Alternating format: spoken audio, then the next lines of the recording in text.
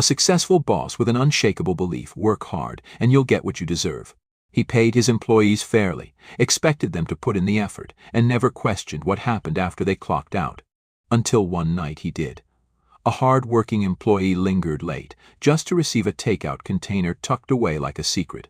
But when he unknowingly followed her home that night, what he saw shattered everything he thought he knew about work, success, and the cost of survival. And for the first time in his life, he wasn't sure if hard work was enough. Malcolm Reed had built his empire from nothing.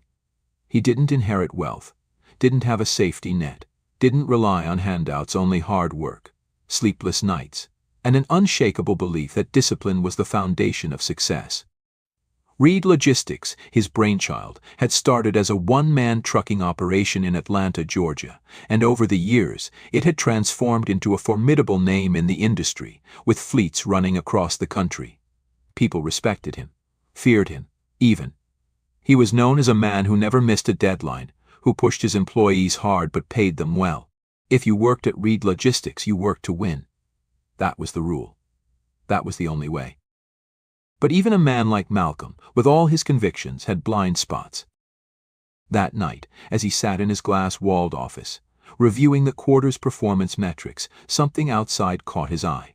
The building had mostly emptied by now, only the cleaning crew remained, making their rounds. Yet, in the dim glow of the break room down the hall, a figure lingered: Naomi Hayes. He knew her, though not personally. She was one of those employees who never made noise, never slacked off, never needed a second reminder. If there was overtime available, she took it. If shifts needed coverage, she was there. The kind of worker every employer wanted, the kind who didn't ask for favors. Which was why what he saw next didn't sit right with him.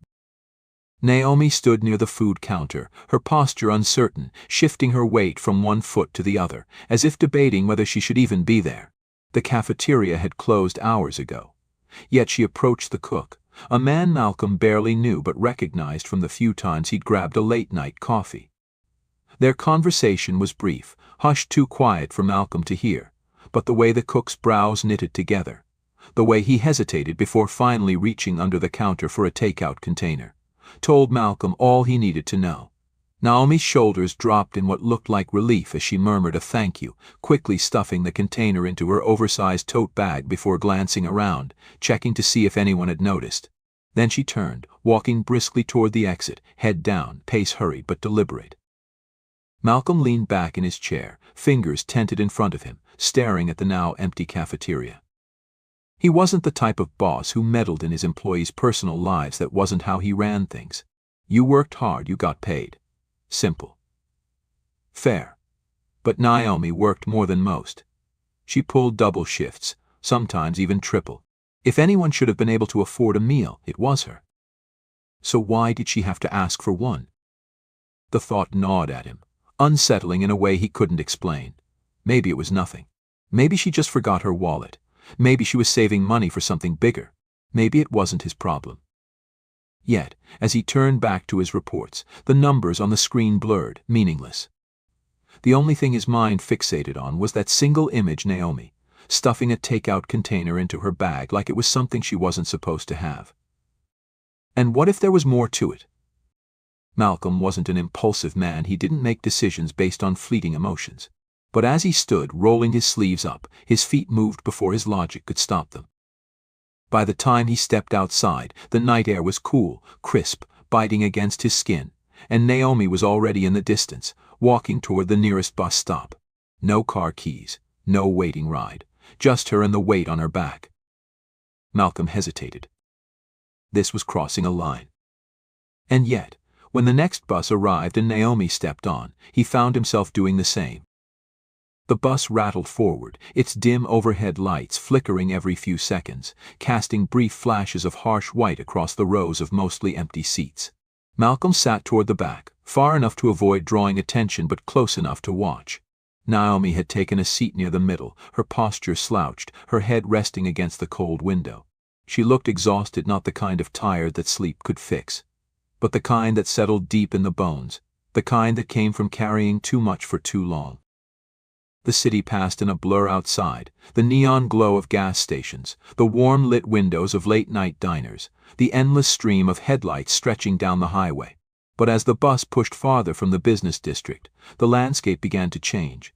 The buildings grew smaller, older. The streets darkened, the sidewalks cracked and uneven, the storefronts replaced with boarded-up windows and chain-link fences. Malcolm realized then that he had never been to this part of Atlanta, not really. It existed in the same city, on the same maps, but it was a different world. Naomi barely moved. She didn't check her phone. She didn't fidget. She just stared out the window with the kind of quiet acceptance that made something uneasy stir inside him. How many nights had she done this? How many times had she ridden this same bus, taken this same route home after working shifts that should have been impossible?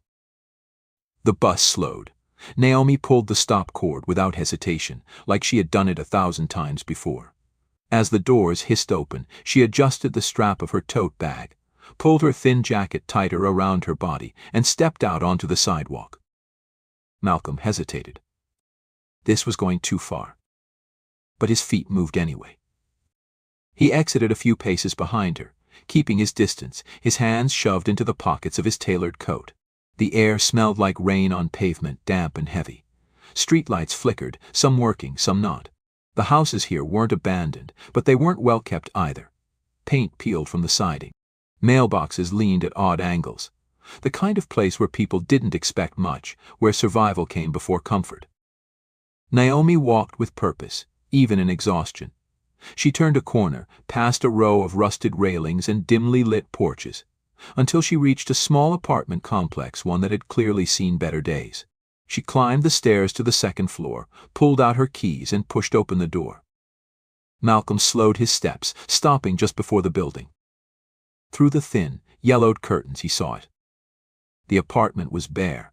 Not the kind of bare where someone had just moved in, but the kind where someone had been living with nothing for a long time. No couch, no dining table, no signs of comfort. Just a single mattress on the floor, a few blankets, a plastic crate with neatly folded clothes stacked on top. And then 2 small heads peeked out from the side of the mattress. Children. Malcolm's stomach tightened. Naomi knelt beside them, her movements slow but careful, her exhaustion pushed aside the moment she saw their faces. She set the takeout container on the floor, opening it with deliberate gentleness, like it was something fragile. The kids, a boy and a girl, no older than 5 or 6, scooted forward immediately, eyes wide, movements quick. Not the casual reach of kids grabbing a snack, but the urgent kind of hunger, the kind that came from waiting too long. She split the meal between them, making sure each got an equal share. But she didn't eat. She just watched. Malcolm stood there, the weight of the moment pressing down on him. He had spent years building a business, pushing employees to work harder, faster, longer. But had he ever really looked at them? Had he ever stopped to consider what happened after they clocked out? Naomi wasn't just working double shifts, she was surviving them. A gust of wind swept down the street, rattling a loose metal sign nearby. Malcolm took a step back, his mind racing, his chest tight. He needed to leave. This wasn't his business. He had already seen too much. But as he turned, a small voice cut through the night. "Mommy, are we going to have breakfast tomorrow?" Malcolm froze. Naomi hesitated just for a second. Then, with quiet certainty, she smoothed her daughter's curls back from her face and whispered, "Of course, baby. I'll figure it out." She smiled, but Malcolm saw it for what it was. It wasn't real. It was a shield, a fragile thing meant to comfort someone else, not herself. And just like that, something inside him shifted. Because this wasn't just an unfortunate situation. This was a broken system. And for the first time, he wasn't sure if just working hard was enough to fix it. The next morning, Malcolm sat at his desk, staring at his laptop screen, but the numbers in front of him blurred into meaningless shapes. For the first time in years, work didn't hold his focus. His mind was somewhere else, in a dimly lit apartment, on a cold floor, watching 2 hungry children eat from a takeout container their mother had to ask for. He had spent the night turning it over in his head, trying to rationalize it, trying to convince himself that he had no obligation to get involved. Naomi had a job. She worked hard. He paid his employees fairly. If she was struggling, that wasn't on him. That was life. That was the way the world worked. Except that logic felt hollow now. A soft knock at his office door pulled him back. His assistant peered inside, her expression unreadable. "Naomi Hayes is here to see you," she said. Malcolm straightened, his expression smoothing into something neutral. He had spent the past hour debating whether he should be the one to call her in, wondering if there was a way to bring up what he had seen without making her defensive. But now she was here, of her own choice. That meant something. Send her in. The door opened, and Naomi stepped inside, moving like someone bracing for impact. She looked just as exhausted as she had the night before, but there was something else in her eyes now, a quiet wariness, a hesitation that hadn't been there before. She sat across from him, her hands folded neatly in her lap, her posture too rigid, too controlled. "You wanted to see me, sir?" Her voice was steady, professional, not a hint of emotion. Malcolm studied her for a long moment, debating how to start. He had rehearsed a dozen different ways to approach this, but now, sitting across from her, none of them felt right. So, finally, he just said it. "I saw you last night." Naomi stiffened. It was slight, barely noticeable, but Malcolm caught it. "Excuse me." "I followed you home." The words came out even, careful, but there was no easy way to say it. Her reaction was instant, a sharp inhale, a flicker of something across her face, confusion, then anger, then something colder. Her fingers curled into fists, but she didn't move, didn't lash out. I don't understand," she said, but her voice had changed. It wasn't steady anymore. It was tight, controlled, like someone trying not to panic. "I saw you take that food home," Malcolm continued, keeping his voice calm, steady, giving her space. "I saw your apartment. Your kids." Her breath hitched. And just like that, the wall came up. Her expression shuttered, her shoulders squared, and suddenly the woman sitting in front of him wasn't just Naomi Hayes. His employee, she was a mother protecting her children. A fighter refusing to break, someone who had been through this conversation before and knew exactly how to handle it. "This isn't," she started, shaking her head, already preparing her defense. "I don't need."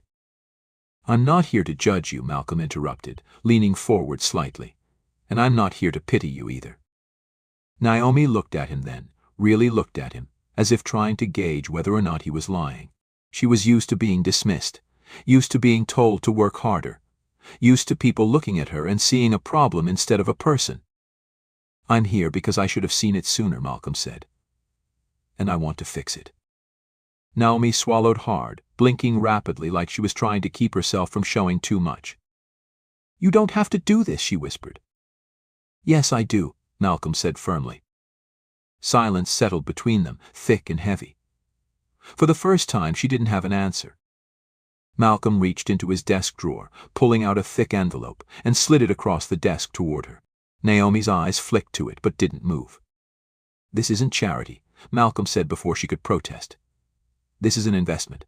In you. In the people who make this company run." She didn't reach for it. "I want to raise wages," he continued, "provide better hours, childcare support, emergency assistance." His voice was steady, but there was urgency in it now, something raw, something real. "I need your help to do it the right way. To make sure no one else has to go home the way you did last night." Naomi's lips parted, but no words came out. Her fingers hovered over the envelope, then drew back as if burned. "Why?" she finally asked. It wasn't accusing. It wasn't doubtful. It was just tired. Malcolm exhaled. "Because I built this company," he said, "and I let people fall through the cracks. I refuse to let that happen again." Naomi stared at him for a long moment. Then, slowly, she reached forward, her fingers grazing the envelope before gripping it tightly. Tears welled in her eyes, but she blinked them back.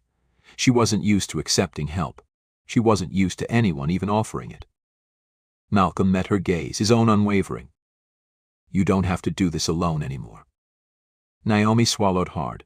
Then, finally, she nodded. A moment later, she stood, shoulders squaring, as she held the envelope to her chest. And for the first time in a long time, she allowed herself to hope. Malcolm watched her walk out, something solid and unshakable settling deep in his bones. This wasn't just about fixing a company. This was about changing lives. And he was just getting started. The door clicked shut behind Naomi, leaving Malcolm alone in the silence of his office. He exhaled, slow and steady, his hands pressed flat against the desk as he stared at the space where she had just been. Something inside him felt different, something heavy, something permanent. There was no going back from this. The realization sat deep in his chest, heavier than he expected. He had spent years believing that hard work was the answer to everything. That success was a simple equation, effort in, results out. But last night had cracked that belief wide open. Naomi had done everything right. She worked more than most. She never asked for help. And still, she had to beg for a meal. That wasn't failure on her part. That was failure on his. Malcolm let out a sharp breath, pushing back from his desk. His office, once a symbol of everything he had built, suddenly felt suffocating. He needed action. A plan. A solution. His fingers moved on instinct, dialing a number he rarely used. The call barely rang before a sharp, professional voice answered. Malcolm, Lisa Carter, his chief financial officer, greeted, her tone clipped. Didn't expect to hear from you before our board meeting next week. What's on your mind? Malcolm didn't hesitate. I need to talk payroll, benefits, emergency assistance programs, and I need to talk about it today.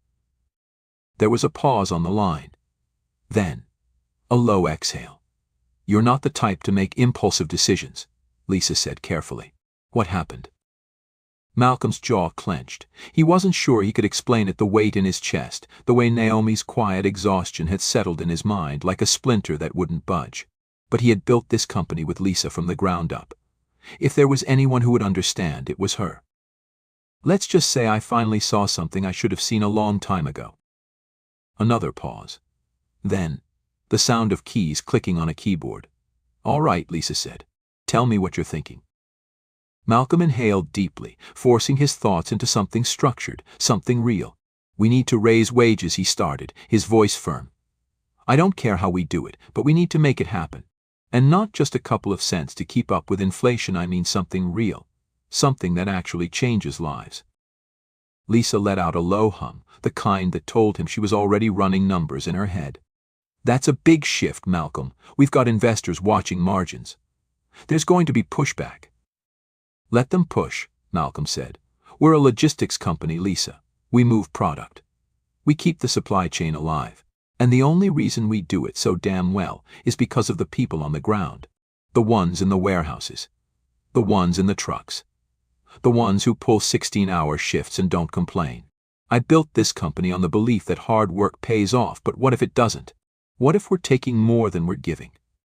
Lisa didn't respond right away. When she finally spoke, her voice had shifted, no longer skeptical, but thoughtful, calculating. Bye. You're serious about this? Dead serious. Another pause. Then, more typing. All right, Lisa said. Then let's do it. We'll start with the numbers. I'll put together models on wage increases, see where we can shift funds without gutting the bottom line. You want to talk benefits too? Yes, Malcolm said immediately.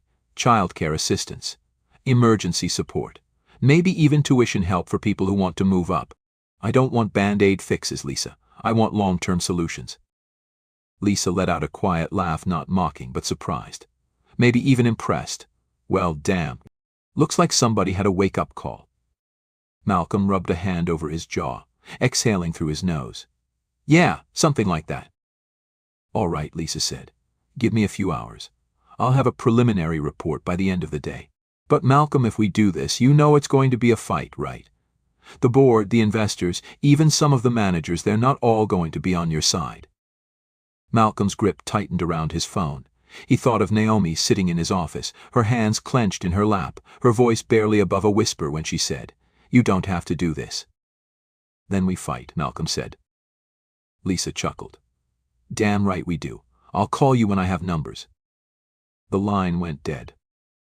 Malcolm exhaled, leaning back in his chair. But for the first time in a long time, the weight in his chest didn't feel like pressure, it felt like purpose. This wasn't just about business anymore. This was about doing the right thing. And for the first time in his career, Malcolm Reed was about to bet everything on the people who made his company what it was. The boardroom was silent, the kind of silence that felt sharp, edged with tension, thick with unspoken resistance. Malcolm sat at the head of the long glass table, his fingers steepled in front of him, eyes steady as he took in the faces around him. Men in pressed suits, women in sharp blazers, people who had spent years analyzing numbers but had never once set foot in a warehouse, never clocked in for a back-to-back shift, never had to choose between rent and food. Lisa sat beside him, her expression unreadable, but Malcolm knew her well enough to sense the calculation running behind her eyes. She had come prepared. She always did. Reports printed, spreadsheets color-coded, projections mapped out. Every possible argument against what they were about to do had already been dissected and countered. But that didn't mean the fight would be easy.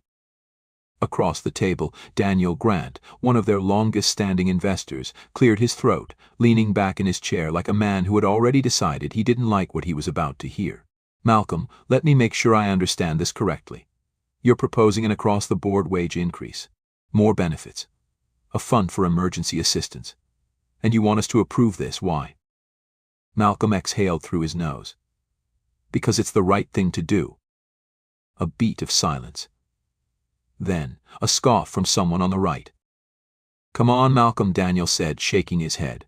We don't run a charity. We run a business. Our employees are already paid competitively for this industry. If we start handing out raises like candy, where does it end?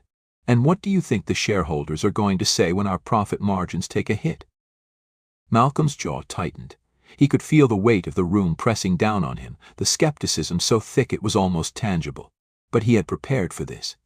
He had spent the past week poring over numbers, sitting in long meetings with Lisa, running through every possible rebuttal. This wasn't just emotion. This was logic. This was strategy. This was the future. We run a logistics company, Malcolm said, his voice even but firm. We don't make products. We don't develop new technology. We move things. And the only reason we do it better than anyone else is because of the people on the ground. The ones loading the trucks, driving through the night, pulling extra shifts just to keep this business running. They're not numbers on a spreadsheet. They're people. And right now they're being left behind. Lisa slid a report across the table. We've run the numbers, she said. Yes, this plan will cost us up front. But turnover rates? Those are killing us faster than any wage increase ever could. The time and money we spend constantly hiring, constantly training, it's bleeding this company dry. Retention is the key to growth, and if we invest in our employees now, they'll invest in us long term. Another board member, a woman in her 60s with silver hair pulled into a tight bun, frowned at the report but didn't dismiss it outright. You're telling us this is about sustainability? It's about survival, Malcolm said. You think competition is bad now. Give it a few years. If we don't build loyalty now, we're done. We can either be the company people want to work for, or we can be the company people leave the second a better offer comes along. The room fell into another uncomfortable silence. Malcolm could see the gears turning, could see some of them already doing the mental math, weighing risk versus reward. Some of them would never be convinced, but some were listening. Daniel folded his arms, his lips pressed into a thin line. And what if this doesn't work? What if all we do is lose money? Malcolm leaned forward, holding his gaze unshaken. Then I take the loss, personally. That got their attention. Lisa's head snapped toward him, but she didn't say anything. Not yet. The rest of the board, however, murmured in low, surprised tones. Daniel narrowed his eyes. You're saying you'll cut your own salary? If that's what it takes, Malcolm said. And he meant it. Every word. I built this company. If we fail, I take responsibility. But I'm telling you we won't.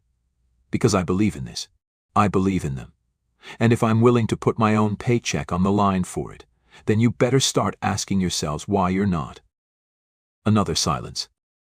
Then, finally, the woman with the silver hair, her name was Catherine, one of their oldest investors, sighed and pushed the report back toward Lisa. I think, she said, slowly, carefully, it's time we start thinking about more than just the next quarter. I vote yes. Lisa's fingers tapped once against the table subtle, but Malcolm caught the small sign of victory. One by one, the votes fell into place. Not unanimous, not without resistance, but enough. Enough to change everything. By the time the meeting ended, Malcolm stepped out of the boardroom into the hallway, the weight in his chest finally lifting. Lisa walked beside him, glancing up at him with a knowing look. "When you said you were serious," she muttered, "I didn't think you meant your own damn salary." Malcolm let out a low breath. It worked, didn't it? Lisa shook her head, but he caught the small smirk she tried to hide. "Yeah," she admitted. "It did." They stopped near the elevators, the hum of the office filling the space around them. Outside the glass walls, employees moved through their day loading shipments, answering calls, keeping the company alive in ways the board would never fully understand. Malcolm looked out over them, his jaw set, his conviction solid. It wasn't just about one woman anymore. It wasn't just about Naomi. It was about all of them. Every worker who had ever pulled a double shift, every driver who had ever missed a holiday, every person who had ever worked themselves into the ground just to scrape by. For years he had believed in hard work. He still did. But now he believed in something more. "All right," Lisa said, crossing her arms. "Now that we've got approval, who's telling the employees?" Malcolm exhaled, rolling his shoulders back. "I am." Lisa raised a brow. "You sure? This is going to be a shock." "Yeah," Malcolm said, nodding, already stepping forward, already ready for the fight ahead. "And I want them to hear it from me." Join us to share meaningful stories by hitting the like and subscribe buttons. Don't forget to turn on the notification bell to start your day with profound lessons and heartfelt empathy.